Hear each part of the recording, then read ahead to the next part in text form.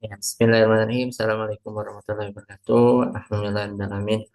Salatu wassalamu ala asyrofil anbiya'i wal mursalin wa ala alihi washabihi ajma'in. Alhamdulillah. Mohon maaf telat ya. Tadi harusnya jam 7.15 ya. Saya mulai jam 7.40-an ya. Nah, mudah-mudahan di sisa 20 menit ini materinya juga tidak terlalu panjang. Mudah-mudahan bisa tersampaikan dan sama teman-teman juga nanti bisa simak ulang ya nanti di YouTube-nya Pokmul ya.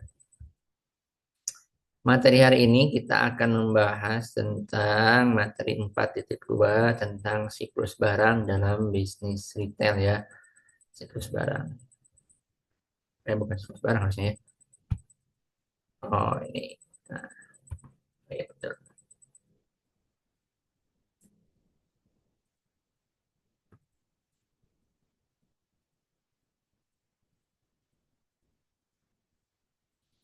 Nah, jadi yang pertama adalah yang dimaksud dengan siklus hidup produk ya. Hidup produk adalah sebuah produk dapat tercipta, berkembang lalu hilang di pasaran. Nah, jadi mungkin kita sudah cukup familiar ya misalkan di sekitar kita bahwa dulu ada makanan ringan. Contoh saya ingatnya Astaga ya. Astaga itu kan waktu kecil mah ada, tapi sekarang ketika saya sudah dewasa mah masih ada tapi sangat jarang ditemui itu ya. Bahkan mungkin perlahan sangat hilang. Nah, ini bagian dari siklus hidup produk ya. Siklus hidup produk. Atau mungkin seperti Nokia. Nokia yang awalnya dulu berjaya, lalu tenggelam. Sekarang bahkan nggak ada tuh istilahnya Nokia ya. Nokia-nya masih ada, tapi secara produknya sudah sangat jarang kita temui ya di pasaran gitu ya. Atau mungkin BlackBerry bahkan hilang ya, BlackBerry bahkan. Nah, jadi itu merupakan beberapa contoh dari siklus hidup produk gitu ya, di mana produk dapat tercipta, berkembang, lalu hilang di pasaran. Istilah yang mengatur pada siklus hidup produk juga adalah istilah yang mengacu pada rentang waktu suatu produk, mulai dari diperkenalkan hingga dibuang dari rak penyimpanan. Kenapa sih kita harus paham tentang siklus hidup produk? Yaitu fungsinya adalah sebagai faktor untuk memutuskan kapan waktu yang tepat untuk menaikkan iklan, menurunkan harga, memperluas pasar baru hingga mendesain ulang kemasan. Nah, jadi misalkan passion itu siklus hidup produknya cukup cepat ya, bahkan bisa hitungannya minggu itu passion. Kalau untuk misalkan atau mungkin contoh tren baju koko, ini kan ya setiap tahun itu trennya cuman muncul di awal tahun sampai ke Lebaran ya, ke Idul Fitri saja. Setelah Idul Fitri itu seakan-akan tenggelam tuh, bahkan hilang. Nanti berganti lagi dengan model yang baru, ya. Jadi tadi fungsinya juga untuk memutuskan kapan waktu yang tepat untuk menaikkan iklan, gitu ya. Jadi ketika momennya Ramadan, karena nanti misalkan sudah digembar-gemborkan tuh bahwa oh ini nanti tahun 2024, tahun 2025 model busana Idul Fitri ini kayak gini. Berarti kan sudah dinaikkan tuh iklannya. Kalau Idul Fitrinya misalkan bulan April, berarti dia harus mulai menaikkan iklan di bulan Januari, bahkan mungkin di akhir tahun, di Desember ataupun November. Ya, bahkan menurunkan harga, nanti juga sampai juga memperluas pasar dan sebagainya. Nah, itu ya. Jadi, kenapa kita harus paham dari siklus hidup tadi? Sangat banyak ya manfaatnya. Siklus hidup produk itu ada 4 tahapan. Satu adalah introduksi atau introduction, berarti pengenalan. Jadi bagaimana caranya kita mengenalkan produk kita. Nah, ini biasanya biasa-biasa ya, biasa-biasa. Kedua adalah pertumbuhan ataupun growth gitu ya, pertumbuhan. Nah, pertumbuhan ini nanti pasti ada masanya kita mengalami ketika introduction-nya bagus, ya, lalu produknya juga diterima oleh pasar dengan sangat bagus juga, nanti akan ada masanya pertumbuhan ataupun growth gitu ya. Yang ketiga ada masa kematangan atau maturity. Nah, jadi nanti ada istilahnya mungkin ya stagnan ataupun memang atau istilahnya puncaknya. Puncak kesuksesan ada di kematangan di maturity. Jadi pasti akan ada masanya pelanggan itu akan nyari barang kita tanpa kita harus promosi gembar-gemboran. Nah, itu ada di kematangan dan maturity. Yang keempat, ada di penurunan atau decline ya. Jadi pasti setiap produk itu pasti akan ada mengalami masa penurunannya. Cuman kan nanti penurunannya itu apakah akan cepat ataupun lambat gitu ya. Tergantung dari beberapa hal ya. Nanti kita coba bahas. Kita coba simak dulu sebuah video. Now let's talk about what is product life cycle. It is the different stages of the life of a product in the market. For example, you can distribute your new snack to different supermarkets. The stage of the product life cycle, awareness of your target market about your product begins to increase, but sales is still low. And many customers are now aware and buying your product. After the growth stage is the maturity stage. It is where the sales of the product already reach its maximum limit. You don't and lastly is the decline stage. This is where the sales is already decreasing because your customers are beginning to feel saturated consuming your product. Then if this will continue, your product might lose its market share and be out in the market. Thank you and happy learning. Now let's talk about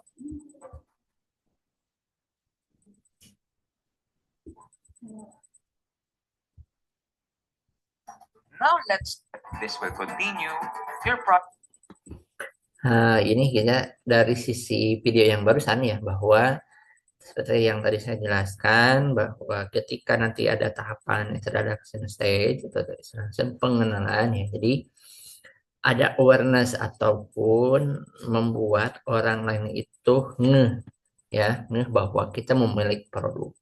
Jadi biasanya akan ada, kalau memang untuk yang skalanya besar, itu bisa iklan jor-joran. Ya, jor-joran. Itu misalkan apakah di mana-mana, jadi setiap apapun itu pasti kelihatan. Atau mau pakai baliho, ataupun mau pakai diskon, atau mau pakai promo dan sebagainya gitu ya. Karena tadi untuk membuat membuat orang-orang itu melihat aware itu ini ya, uh, aware itu peduli ya. Jadi muncul keengahan, kepedulian bahwa oh iya ini ada produknya. Anda misalkan Kopmu mengeluarkan produk snack, kan berarti nanti ketika introduction stage berarti tujuannya adalah untuk mengenalkan bahwa Kopmu ini punya produk ya. Dan jangan dulu berharap ketika penjualnya besar. Karena tadi untuk membangun awareness ini itu cukup butuh waktu yang tidak sebentar ya, tidak cukup sehari dua hari. Gitu ya, karena nanti harus ada strategi untuk meningkatkan awareness ini gitu ya. Nah, jadi nanti mungkin pematerinya bahasanya mungkin nanti berbeda ya, gitu ya. Tapi secara ini salah satu ciri dari introduction stage itu pasti dari sisi penjualannya masih sedikit, sales is low, jadi masih rendah ya, masih rendah, masih sedikit itu karena tadi yang namanya produk baru sedang masa pengenalan, pro, si konsumen belum bahkan sering membandingkan gitu ya, ataupun juga belum mencoba gitu ya, maka dari sisi sales pasti ataupun penjualan pasti masih rendah ya. Lalu ketika kita sudah berhasil melewati fase introduction ini, maka kita berharap ya masuk ke growth stage. Growth stage itu adalah nanti akan ada masanya kita mengalami penjualan yang sangat besar. Nah, jadi sales many customer are aware. Jadi setelah banyak orang yang ngeh bahwa Kopi ini memiliki snack, dan juga setelah dicoba ternyata bagus. Lalu muncullah istilahnya ada promosi, ya promosi yang secara tidak langsung membuat konsumen-konsumen loyal, dia mengajak orang lain untuk membeli produk-produk kita, maka nanti juga ada muncul tadi meningkat dari sisi penjualannya, karena akan semakin banyak orang-orang yang ngeh bahwa kita memiliki produk. Tapi kuncinya adalah, nah kan ada yang misalkan yang kayak viral ya, viral-viral. Ya, yang viral-viral ini sebetulnya belum sampai ke growth stage, tapi dia masih ke introduction, karena belum tentu setiap misalkan oh ini viral, mie ayam viral, tapi mie ayam viralnya itu hanya bertahan cuman sehari 2 hari, seminggu 2 minggu. Setelah lewat dari 2 minggu, nggak ada tuh turun, karena si customer itu ketika pas pengenalan dia merasa kecewa, oh ini yang viral tapi kok nggak enak ya dan sebagainya, jadi hanya membeli sekali. Tapi ketika sudah growth stage, berarti itu sudah mulai itu yang lalu muncul lagi repeat order, muncul lagi customer baru gitu ya. Lalu bahkan bisa bertambah cabang, bertambah toko dan sebagainya. Itu berarti growth stage. Ya, ketika memang kita sudah masuk ke growth stage, maka kita akan memasuki maturity stage. Jadi sales of your product already reach in maximum limit. You don't acquire new customer. Jadi tingkat kematangan ya. Jadi kematangan ya.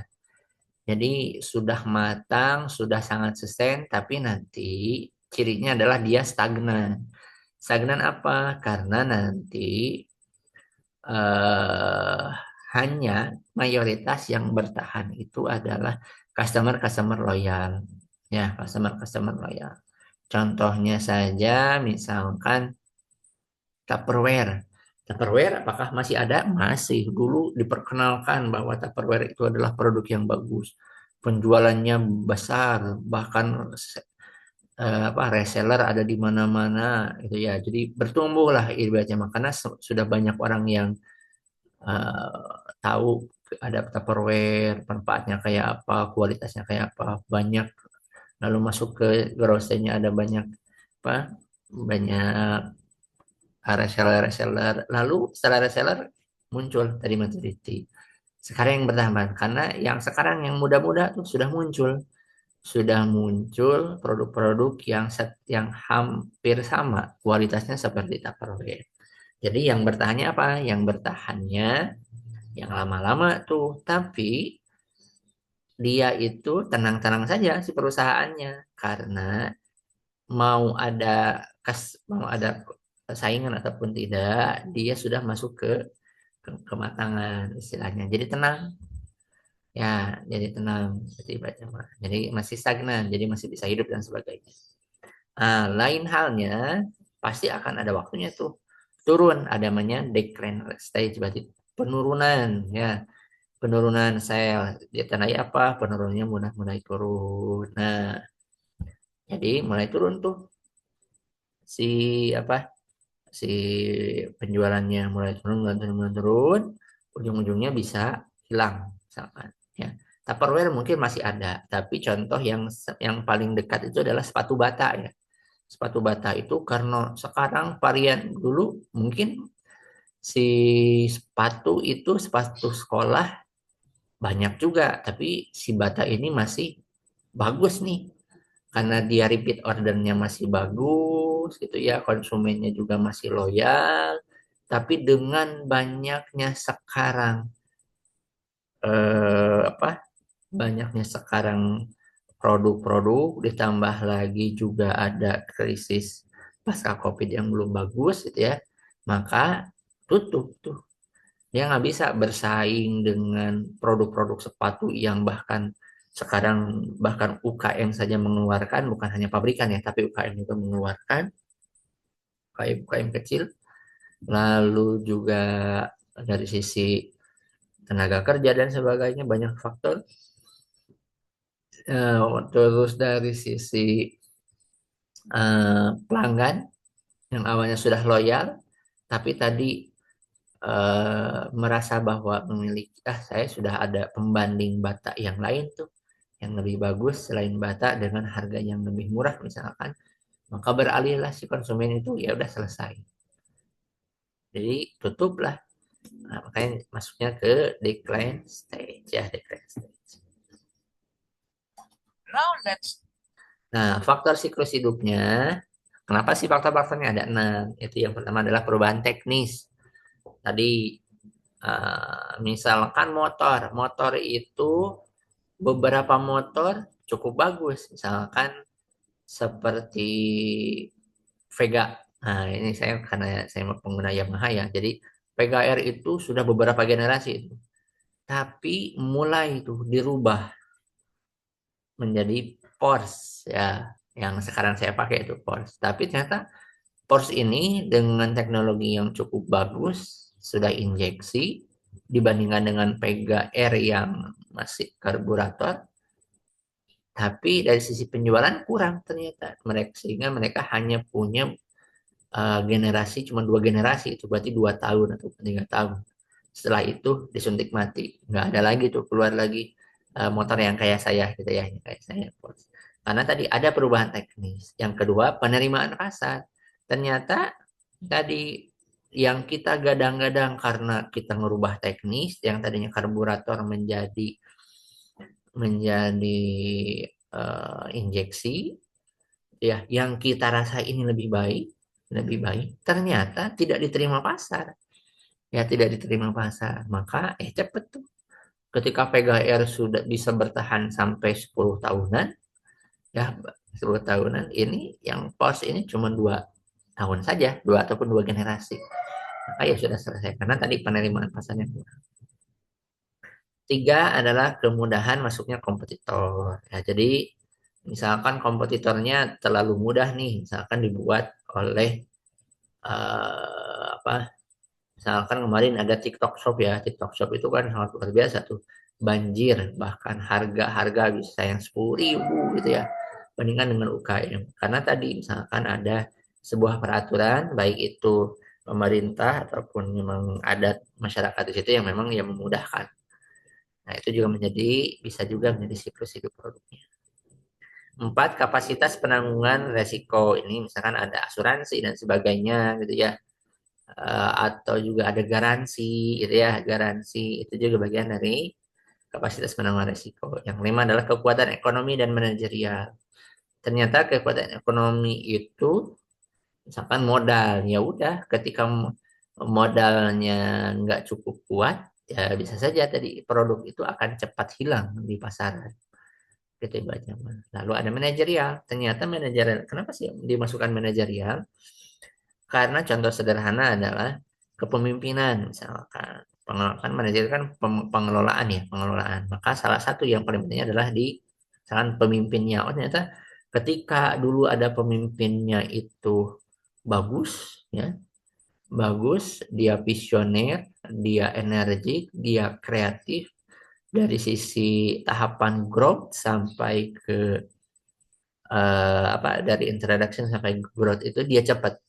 Tapi ketika sebelum selesai fase growth, digantilah misalkan kepemimpinannya dengan orang yang memang kurang kurang kurang inovatif, kurang energik dan sebagainya. Ternyata nggak nyampe sih itu, si produknya cuma sampai ke growth aja, tapi dia nggak sampai ke maturity, nggak sampai ke tingkat kematangan.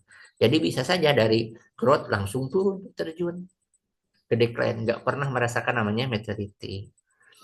Ya, yang keenam adalah hak paten. Hak paten ini itu ada masanya. Misalkan kita punya barang lalu pengen dihak patenkan, punya penemuan pengen dihak patenkan, punya formula pengen dihak patenkan, punya nama pengen dihak patenkan, itu ada yang namanya waktu ya, waktu hak paten. Ketika waktu hak paten itu selesai, ya sudah, maka tidak bisa kita pakai lagi.